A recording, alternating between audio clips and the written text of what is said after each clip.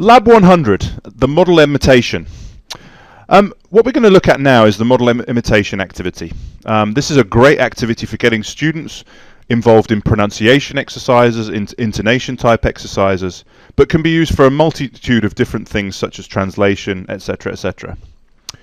To perform a model imitation exercise, we're going to click on New Session, choose all the remaining students in the class to be part of that session, select Model Imitation from the drop-down menu of activities, and right now, for the audio source, I'm going to select the cassette player. What I'm going to do is just give the students some instructions by pressing Session Call, and as you can see right now the students are listening to me as I give them instructions. Once I've completed giving them the instructions, I can then click Session Call off. When I'm ready, I can click Start.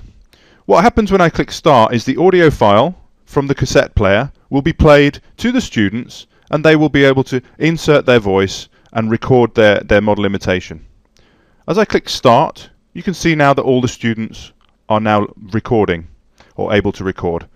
If I were to take Jack and I wanted to listen to what Jack was doing, I simply click on Jack and listen in. If I wanted to help and give some support, I can click on the intercom button.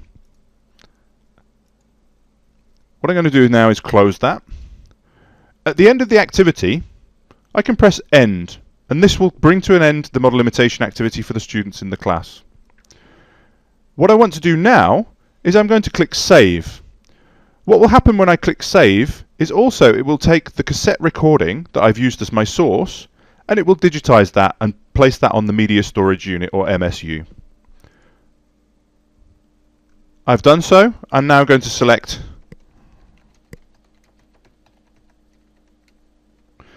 English Cassette 1 and save. And that's now been saved. I'm also going to collect the student responses in. That's been collected and they're all ready. Now I'm going to click Close, and as is customary with this type of activity, I want to allow my students to listen to their own recordings to make some self-assessment for themselves. I do so by clicking Replay, and as you can see now all of the students are able to listen to their own recordings and compare themselves with the master track. Once that's finished, I click the Replay button one more time and now Exit Session.